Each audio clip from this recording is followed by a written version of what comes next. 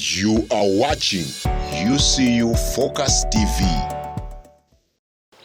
Hello and welcome to yet again another edition of the Hot Seat. My name is Okul Timothy, and today we're going to be discussing about the low participation in society activities as well as elections. We've just had the Media Link elections that have been concluded. Girls have taken up all the positions in the election. We tried to have about 2 gentlemen, but who didn't make it through.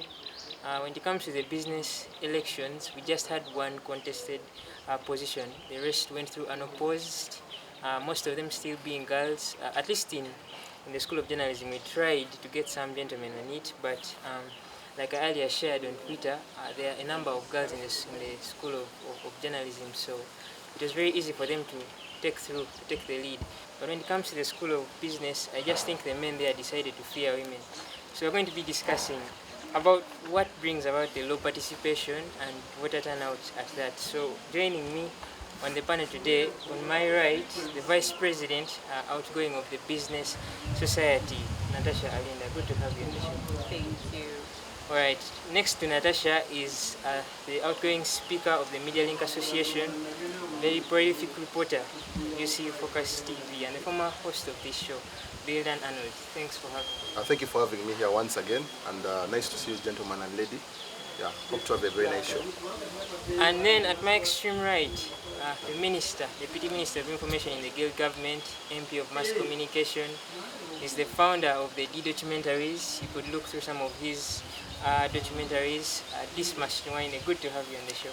Thank you very much for the invite. It's my first time here, and I'm looking forward to a great engagement with these powerful people. Alright, Dismas, I'd like to start with you. Aside from the Guild election, we haven't had any other election, society election after that has had enough engagements. If you look at the Law Society, about 35% of the students in that school participated, and I think that was the most competitive election at that. The rest have been poorly contested. There has been a low voter turnout. If you look at the Media Link elections early this week, just about 20% of the students participated. What do you make of that from where you stand? Well, I believe when it comes to such contesting views that need student engagement and are student-centered in nature, to my own understanding, I believe that should be those should be the activities that garner so much support from the students themselves. But then for us to further dissect the issue of the problem, we go back to the associations themselves. How far much are they engaging the students? Because for you to identify a cause of it's good to deal with the cause other than deal with the symptom. We are seeing a symptom which is low voter turnout, but what is the cause of the issue? So it's good for these presidents and the different people that are heading these associations to go back into their own associations and do a situation analysis. A situation analysis entails you to be in position to identify the root cause of anything that seems to be in complete disarray of what should be expected, and that is the low voter turnout we're talking about. How far much have the presidents and all the people involved on the different cabinets of these associations involved the students? The moment you don't involve students, then the students won't participate. So they need to do a self-reflection. Let them sit down together with their school authorities and all the different people, the different capacities that they occupy, and find out what could be causing this issue. It's not until that you are so intentional at finding out the problem that you'll actually find it out. So I greatly implore the heads of these associations to first identify what will be the root cause of this challenge. There are quite a number which I can talk about. For example, when it comes to the recent held election here in the School of Journalism, Media and Communication, one which I do duty and befitting and representing the 25th government, it was a total shock. How do you organize it? Which percentage do we get? 53? Yeah, about 53%. You can imagine an entire school of about 300 people, and we're getting 53%. So that is a great shocking statistic that leaves us completely bamboozled. I would like to bring in the other panelists, but before I do that, the society is falling at the docket of the Vice President. We should have had the Minister of the Presidency on the panel. She failed to make it. But what do you think? Are there certain gaps in that position of the Vice Presidency that need to be fixed to kind of bridge the gap to help these societies become more vibrant? What is the Vice President's position? The Vice President in her jurisdiction as a person, I may not be so specific and particular the things that she ought and has to do, but I believe she has done substantial She has done great work in reaching out to the head. For her, she deals with mostly the heads. And it's up to the heads of those associations to reach on ground and interact with the people that are supposed to be part of the organization. So the vice president, in her capacity, I believe she has done the best. Because I can assure you that all these societies are liable to receiving a specific funding, which I believe they must have duly worth, or which is in the process of paying a claim to them. So it is up to the society heads and all the people, especially those who are in the cabinet, to reach out on the ground and interact with the people and engage the people. You know, there is a great African saying which says that a stick is usually bent when it's young, when it's raw. When you leave it to dry, it tends to perhaps break when you try to bend it. So how far much we have had a new incoming bunch of people in this intake, this May intake. There are a lot of freshers and year ones. How far much have the heads of these associations reached out and sold the idea, the impacts, the benefits of the association to the students? Have they interacted with them? Those are the issues we should be looking at. When you're dealing with something, understand the cause. Let us not deal with the symptoms. All right, I'd like to bring in your fellow panelist here. When you talked about the issue of money, it's an issue that bites a lot, and thankfully for us, we have a vice president and an outgoing speaker on the panel. This much talked about money that comes from the guild to the societies. I'd like to start at that point. Have you received that funding? How much should it be? And take us through what you think might be the challenges. But start with the money. Have you received any money from the guild, from the student guild? Yes, we have received, we actually received last year and also this year, the money from the student guild, but to be actually very specific, it's really peanuts. There is this saying that usually goes on that without money, you're not recognized. That's why friends run away from poor people, societies run away from poor people, and poor people never develop. Now, for me, my insight on this low turn up and the decline in associations, the major issue is finances. Without finances, people are demotivated. No activity can run on the power of words. Because people need to eat, people need to be given refreshments, but how can all that come in place without finances? Now, these are the places where we get from finances. We have the guild money, then we have subscription, whereby, to be fair, people are, the word is broke. People are broke, and you cannot, with having a conversation with a vice chancellor about maybe putting a 5K on the tuition of maybe business people, but to be sincere, people are failing to even pay the 5,000 for church fund. So you want to add another burden on them. That's being so unfair. So subscription doesn't really come in.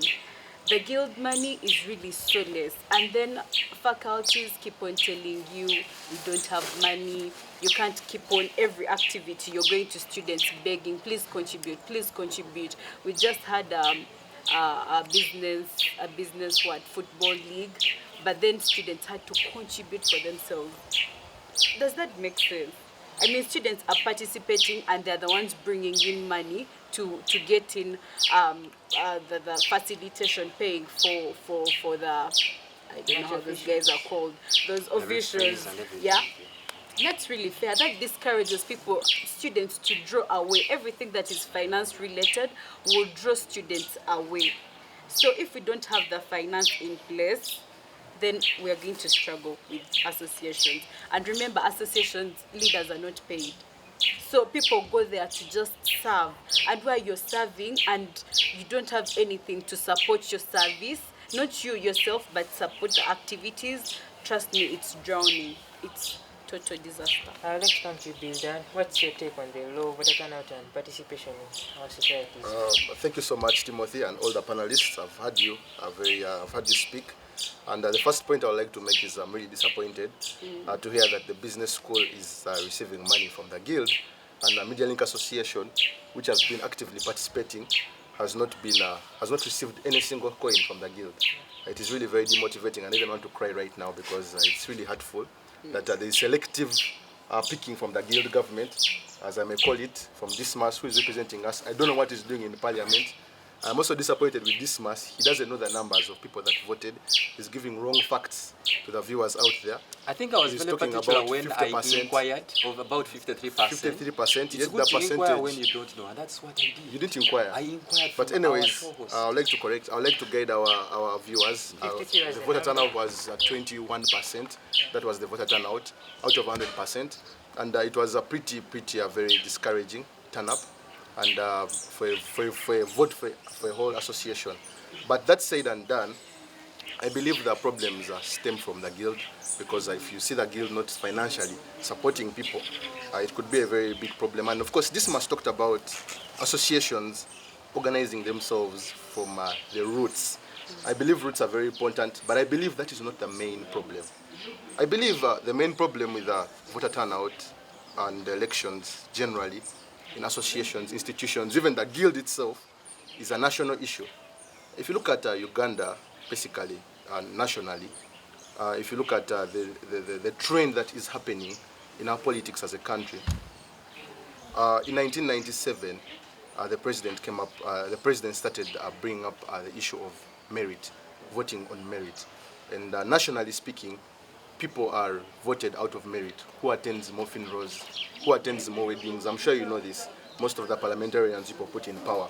That is the way people in Uganda generally vote. And with such kind of a voting method, you try to draw away the elite. If you notice in our politics now, the elite nationally are shunning the vote. They are shunning the vote. They are shunning the ballot. You barely find people who are elite. You barely find professors standing to become MPs, which is the case if you go to countries like the UK. Countries just like Kenya here, governors are very elite people, doctors, professors, and people are established business company owners, established company CEOs. You get, that's what is happening. But in Uganda, the elite are shunning politics, and the people who are not the most educated are the ones taking up the positions of power, and the elite are drawn back their comfort zones. They claim that they are very comfortable. So this mindset is first reaching to the young population, and if you look right now, the elite that we're having right now, journalism students who are of course elite. Look at Law Society. They recently had the elections. They had a very low voter turnout. You saw business school, men shunning the election and women going forward for the election, but still the turnout was still low for the election. Trying to be a sexist. We have seen. No, I'm not trying to be a sexist. I'm not trying to give you just the shunning part. Let's not first go to that part. So basically, the elite are shunning the election. The people that are educated in society are shunning the election, and it's getting down to the youngins. So the young generation is looking at the situation. They're looking at their parents not being involved. Their parents are telling them don't be involved in politics. So why should I be involved in politics if my parent is telling me not to be in politics? I'm not seeing my father getting involved in politics. So basically, it's a very broad issue that needs policymakers to review national policies on people that go for these public positions, because that is where people borrow an idea from.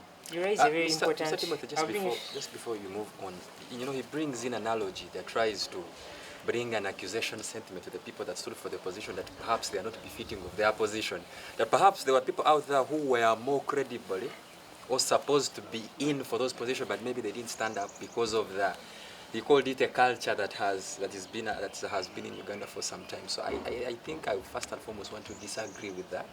I believe whoever wants something will go and look out for that something. If you want something, you can take it. So for the ambitious people, But if the process has been made in such a way that anyone and everyone can get this is in, democracy. There's no other facet of democracy. You see that it's more than this. Majority consent. If you look at the US politics, of course, US is not typical. You cannot compare the US politics with the Ugandan politics. I'll come back and draw a comparison with Kenya, which is our neighbor. But if you look at the US politics, look at people going for the presidency. Look at people going for governors, senators in the US. Most of those people are elites. Look at Donald Trump. Look at the entities he's having. But now, if you come to Uganda, we're having people like, may his soul rest in peace, people like the late Katolu Wama going for political positions. Do you think someone who is very elite would want to go and compete with Katolu Wama in a position But of you power? notice people have really given people who you call the elite power for all this time and they've done nothing. So when they get people that you've termed as that not that of that standard, they come and do something. So people find purpose giving someone who is going to come in power and do something other than come and lay with your titles, professor, doctor. Yet You you're see, not going to Mr. do Moderator, anything. there is something that is a common assertion out there. I don't agree with it for one cause, which I will explain. But one thing I agree with it is that it says that fortune favors the bold. I don't believe in things like fortune. I believe God has purpose for us, a systematic life we should live. But there is something in that statement which we should pick. The moment you think yourself suitable for your position and you do not have the audacity to run for that position, then you're not meant for it. All right, Dismas, before I let you go on, Bildan talked about the system that we've created nationally, which is true. For example, at the Parliament of Uganda, the national legislature, the qualification is an S6 certificate. So basically, we all qualify to be leaders at the highest house of Uganda. Now, if we've created such kind of systems, then we are letting the sieve so big to allow the Katolugwamas of the world and every other person to come and get into the politics. Don't you think that that's an issue affecting the kind of leaders that we get? I think when it comes to, it all goes back to the concept of democracy, which we believe that we ally ourselves with. It could be delusional, it could be factual. Do you think it's depending on the democratic to allow interpretation. an S6? I think it is as democratic as it can be because, Timothy, I want you to understand that I have seen forward-thinking individuals of society whom we deem as exceptionally brilliant, based on the books they have accumulated and perhaps the storied sort of legacy they have to themselves, committing the most gruesome of offenses, swindling, money corruption. So for me, I am tell you, that is one thing that I've learned in leadership. Could you give us And examples? I am Could coming you to give us that. examples, I am yes. coming to that. These are some of the basic things that I have learned as a person to contain myself with. In this little time that I have spent in leadership, I don't respect suits. I respect the acts of the people in suits. The moment you see yourself as worthy depending on what you have, maybe the books you have accumulated, that is complete delusion. It is superficial. What have you done? What you have put together, using your own hands, is what will make me as a person believe in you. Are you trying to suggest that the system that we put in The place system are that okay? we have is democratic in nature in that it allows anyone within the majority consent who has an A-level qualification to come and do great work. Do you think it's okay for I A-level? Me, I have no problem. As long as someone gets into the system, he may not be positioned to understand these complex terms that we use all together, perhaps when you grow and you have a certain level of enlightenment, because the education that we get. But as long as the person is service-centered and he knows he has come to serve, he can do a good job. I am not just the respect of people's positions and levels of education, but their output is what makes me The respect. Parliament of Uganda has about 500 MPs, one of the biggest parliaments, not just in Africa but in the world. But in the same spirit, it was said that the quality of debate in our parliament is one of the worst worldwide. And it traces back to the levels of qualification. In fact, most MPs' A-level certificates are still contested. So don't you think it's affecting the kind of laws that we are making? Because, for example, passing a homosexuality law took us about 2 months. Certain countries sat for that for about a week or two, and it was settled. But we went debating about homosexuality for about 2 months. Because most likely people are less knowledgeable about some of these effects. Yet there are more encompassing issues that we need to take more time on. Tax laws, laws on road safety. Don't you think such laws should take priority? But because the kind of people we have in the legislature are less qualified, then it's affecting the kind of debate. What do you think? Could I interject? Point of correction, I'm not so certain about the numbers, but we had a session whereby we're talking about the learned people in parliament, and you'll find that many people in parliament are learned. There are very few people who hold diplomas and certificates in parliament. Most people there are well qualified.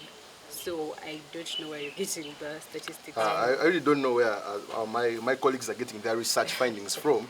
Honestly speaking, I don't know where you picked our panelists today. But I'm really so. I know Dismas is speaking out of emotion for the common man, out of Guidance, Let- Mr. let- Moderator, let- guidance. I hate to be He wants to accused fight. falsely. He wants to fight on the show. Actually, I'm scared for my This is life. not fighting. This is I'm what they scared call for a my life. debate. My brother But, here is delusional. But Dismas is jumping up from the reality of the fact. You know, we're looking at a Ugandan system which is affecting the young population right now. And I've pointed out clearly that our Ugandan system is clearly generally affecting. Look at universities like Harvard University, for example. If you look at Harvard University, look at Yale University, look at Cardiff University. If you go down in the basics of those universities, because this is the context we are debating, the UCU context, and these are universities I believe we can be able to, relate, Benchmark. correlate. If you're to look at the kind of leaders they have, they're the A-class students that come up for such kind of positions in power. But why so? It's because if you look at the British Parliament, it has one of the most elite people. It has the most elite journalists, the most elite doctors. It has people who are going to be informed in making policies. And such countries are developed because of such informed people, making such decisions. But now we are having a one builder in class who knows after class he doesn't want to be in Uganda because Uganda is already a rotten. Uganda has a rotten system, I could say. You get our systems are rotten. He doesn't want to be involved in politics because he knows after school he's going to travel probably to the US to practice his law, practice his journalism from the US. So, and if you come to the Ugandan context, you're claiming that these leaders are working. If you compare the development stature of Uganda with our neighbors, let us say Kenya, can you really compare our economies? You cannot compare economies. Kenya's economy is far better than the Ugandan economy. Go and look at members of parliament in Kenya.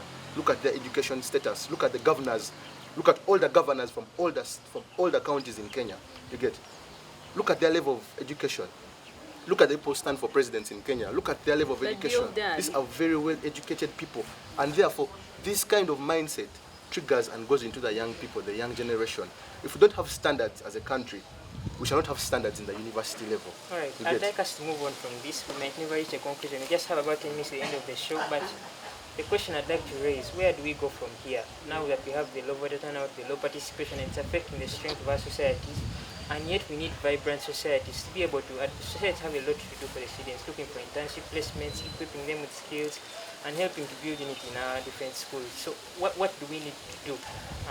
First of all, as leaders in our society, as students and as the student guild, what should the stakeholders do in those various positions? I'd like to start with you. Okay. So, first of all, activities bring in people, students' involvement. Activities maybe like a league or a gala, something that brings in people, and this requires finance still. So the university in its senate or the meetings for starting the year, they could maybe in the school faculty budgets, they could budget for those things. They say for the gala, for this activity, for the society, this will go for this activity. This amount will go for this activity. And I think that can really push. Then also the involvement of the alumni into the school.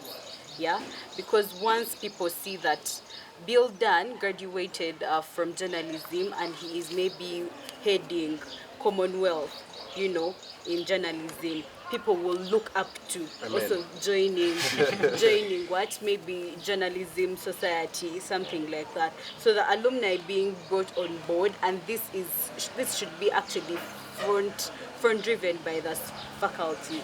Yeah. So the faculty is the mother to re-giving back or to the re-establishment of societies. Once the faculty is not fighting this battle, then I don't think we are going anywhere. Do you think something about the guild? We need more support? The guild, they're also students. It's a student organization. It's a student thing. Yeah, but then the faculty is administration. These people, guild comes and goes. But then the school is there. The dean serves for like some good terms, so the dean knows what they are up to and what numbers they want in the school. So actually, with societies, it brings about advertising for the courses. If the society is down, then also the courses in the school will really not be that marketable. Well done. Bill Dunn, your score, what should the guild do, what should the leaders in the society do, and what should the students do? One thing that has to be done is academia, first of all, should sit and research on this issue because it's a really pressing issue as to why there's a lot of voter turn up. They should do in-depth research, and this research, of course, will help in policy development nationally. And when policy is directed nationally, I believe it will be able to shape voter turnout in maybe the near future. Because even in national politics, it's a problem. If you look at the Ugandan context, voter turnout is really very low. On top of that, is another issue again which I did not raise because time was stopping me and this must wanted to fight me, not in front of the camera. The issue of online voting. You see, online voting came up because of COVID-19 and COVID-19 is now done. I believe it affects students a lot. If vote is physical, students will be more involved in the election. There's the energy. Yeah, online voting is very welcome. It's a very nice practice. But I believe we need to go back in a drawing board and resit on the policy of online voting and see how we can reverse it and get back to our normal voting. Because then, during the time of normal voting, many people at least, we had a good voter turn up and many people would participate in the election. The campaigns were really lively, people would participate, and that life, one that left to come back in the campaigns. Someone will argue that there's such a thing as a new normal. A new normal, yes, there's a new normal. And now again, there's a new normal. Because the new normal is COVID is done and we're living again in a new normal again. So we need to readjust the system. We shouldn't be stagnant in the old system, in the COVID system. Elections are in a way that you need to enjoy. Look at the US elections. US is a typical country of it's a very advanced country that can be a very good example. Yeah, they have online elections. They have a hybrid kind of elections. So if you can try to incorporate this kind of hybrid election, not necessarily subject it only to being online, it would be very helpful. Then lastly, we need our MPs like this Smash to advocate for more money, because MediaLink has not got any money. So if more money comes in association, it would really help. I don't know why this Smash is sleeping in Parliament. So you don't want money from your school? So the school, of course, the association has mechanisms, different mechanisms. But I was really hurt that we have not got any money that would support us. That money is very important, it can help. Yeah, so our MPs should not be sleeping. Our leaders who are in the guild should not be sleeping. They should get to the ground and get money to support these associations and be all inclusive, because there's selectivity now, according to what we are hearing here. So we need all inclusive. Yes. And if that happens, I believe we can be able to shift and have a better turnout next time. This must your take on what should be done, but before you get into the nitty-gritties, I'd like you to start from that very point. Did or did not the MediaLink Association receive funding? Because Alinda received her money, Bill Dan didn't. What happened? Well, for starters, I don't know why I would like always to clear the air. I wasn't trying to fight. This is an informed engagement. You know my brother, so it's an informed engagement that sometimes maybe we have different levels of pitches of sounds. I might turn to another note and perhaps think I'm about to pounce on you. But yeah, that is all into that. Actually, these are people of the state. They might even have a gun here too. So I'm very worried. You're safe, because literally. So when it comes to that aspect, I want to assure you that personally I haven't done an in-depth research to understand which clear associations have been given money and which have not, or which money is pending release and they will be given their part of their share.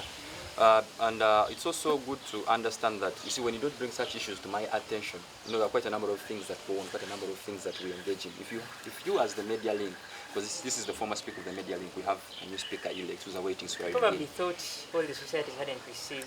Perhaps he thought of it, but you need to be, in nature, we need to be as proactive as possible. Like you have said, like we noted before our post analysis, before we began shooting and all, if you have to fight for something that you want, if there's something that you know you have a right to, then you have a responsibility. Where there are rights, there are responsibilities. It's your responsibility, Mr. Speaker, to follow up some of those things. Timothy, the moment, please, just a minute. Let me just finish. Let me finish. You have your say, because the moment you come and inform me that we as the MediaLink Association were supposed to receive part of the money, but we have not done so, then I'll do a great deal of lobbying and make sure this money is brought where it needs to be, because ideally my sole responsibility as a person is advocate for my school. So what will I be doing in Parliament when we are meeting such challenges and injustices? But this stems from lack of communication. Have you communicated to me and have been comprehensive? Actually, There's something that needs to be. That's a responsibility. What should the leaders in the MediaLink do, and what should the students do in trying to build the societies? Well, my fellow panelists here have shared great words of wisdom when it comes to see how to alleviate some of these challenges. Natasha noted something concerning funding, that is one of the most cringing issues that we have. Each school has a specific budget that they present to the school council, and they are accorded some monies for specific activities. I would like to call on the people, different representative association together with the MPs of those schools or faculties, to try as much as possible to lobby from within their school's administration, that is the dean structure. That is the dean structure, to make sure that at least they apportion certain amounts of money. It doesn't have to be too much, to the funding of the association, because by the mere fact that we are belonging there, and Mr. Hill said that one of the things that the association do is to market. This is the media link. We are doing things every now and then. We have people coming in from abroad to see what the School of Journalism is doing. The sponsors, what do they show them? There's a budget Our in work, our right? fee So- structure called other fees. Don't you think there should be a certain amount of money that Mr. goes to Timothy, the association? I believe you're well informed that each passing year, the money the guild budget reduces every now and then. Apportioning this money sometimes becomes a problem because there are way many things to do and less money every now and then. So you need to work with the little money that you have to see what you can do with it. Also, before I go any further, you've said, ask me what students, what associations can do in order to challenge all these current statistics that we're having at our disposal. One thing they would do, I will stick to my point. Let us not deal with the symptoms. Let us deal with the root cause. First and foremost, you as the leaders, the people in those associations, have you sold an idea to the young people that are coming within the school? What benefits do I get in participating in a media league? Have you told me that? If I get those benefits, what are some of those connections that I can get within the process of participation? You know, how is it going to impact my student career? Because I'm not going to come and waste my time. How is it going to impact me? Have you done a thorough representation of those ideas to those people? On that note, I'd like to shine a spotlight on Bill and Natasha. How many symposiums have you had to kind of inform the students about the benefits of the societies, about why they need to get involved?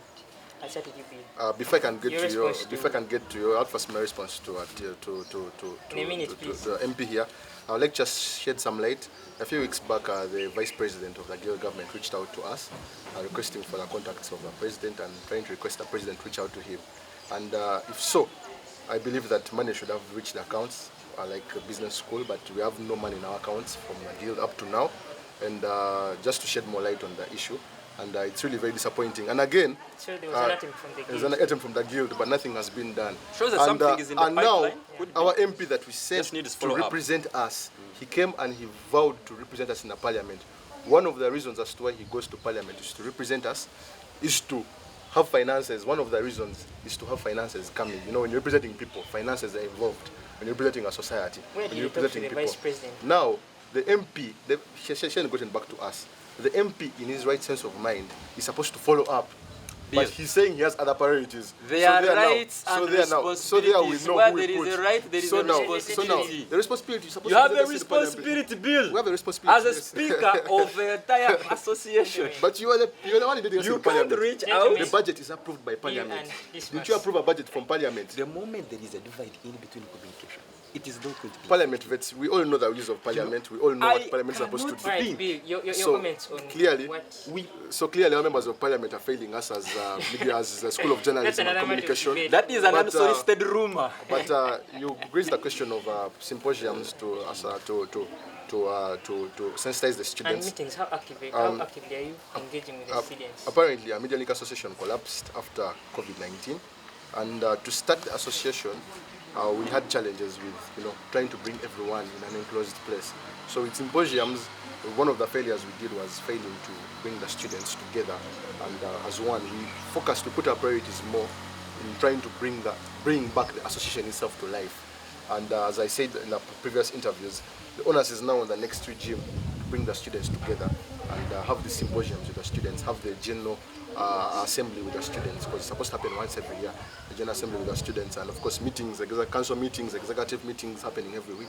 So I believe the next regime will pick up from here and build on from where we have stopped and try to develop the association more. Fair enough. Yeah. Natasha, how actively are you engaged with the students? Well, if I'm to make people aware that School of Business has most of the courses in the university, Probably that the means most. yes, the most. And you get to know that a person who does human resource does not really understand accounting and finance or tourism, but we're all in business. So what we have actually done is to target each course. Now, accounting and finance and business administration, we brought up people like SCCA, that's a certified group for accountants. International account. Yes, and they talk to us, so we engaged our students and giving them knowledge and telling them there are advantages for you to start this course right now. and then the advantages of doing the course. For the human resource, we've been engaging the Human Resource Association outside the university to come in. We have been having travels to the Uganda Exchange, the Uganda Securities Exchange, and learning how to do the stocks, the treasury bills.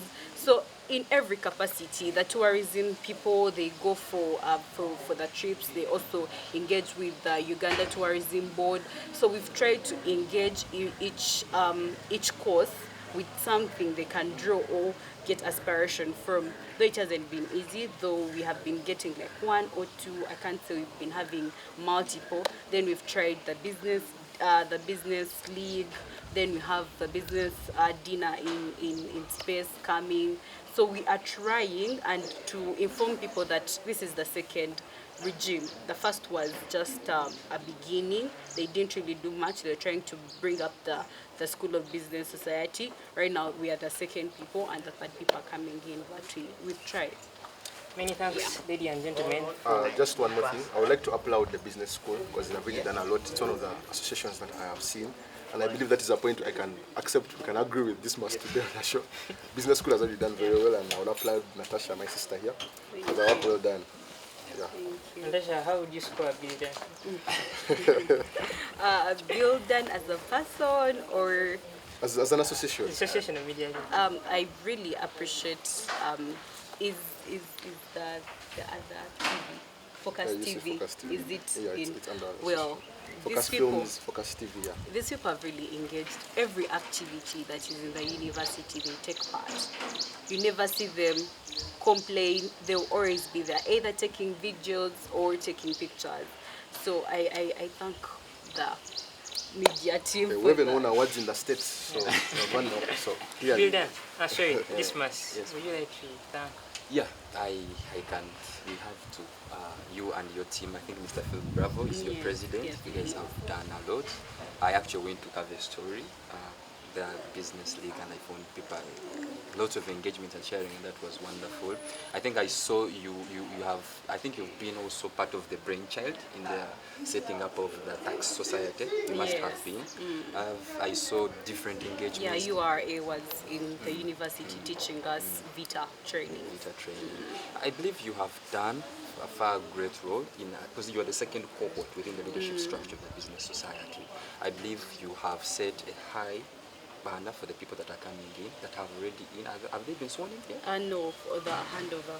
Would be the at the dinner. Oh, okay, that's wonderful. So you guys have set a really good example for them, and I believe that perhaps when they learn from the example and tap into your wisdom, then they are in a position to take the business banner higher. Because we are always proud to see students get engaged. Because where are we going after here? We're going out there, and we should allow these ideas that we get from these associations to be sophisticated enough so that we can impact societies out there.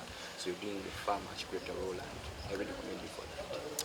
Alright, so it's clear that the guild government as well as the association leaders are doing everything in their power to try to ensure that these societies are inclusive and are vibrant, and it stays with you, the students, to try to make sure that you tap into some of the activities that they're trying to do for you. I'm afraid our time on the show is fast spent. I would like to bring this to a close. Many thanks, ladies and gentlemen, for being here with me. We forgot to assess this mass. That's a matter of discussion. Next time we'll be assessing. This mass guild government. Otherwise, the discussions end here, but continue on our social media platforms. Just do write to us on Twitter at UCU Focus TV. You can as well tag me at Okuru Timothy. We shall be sure to respond to some of your messages. Use the hashtag the hot seat, and of course, this show will return to you next week. For now, have yourselves a lovely weekend. You are watching UCU Focus TV.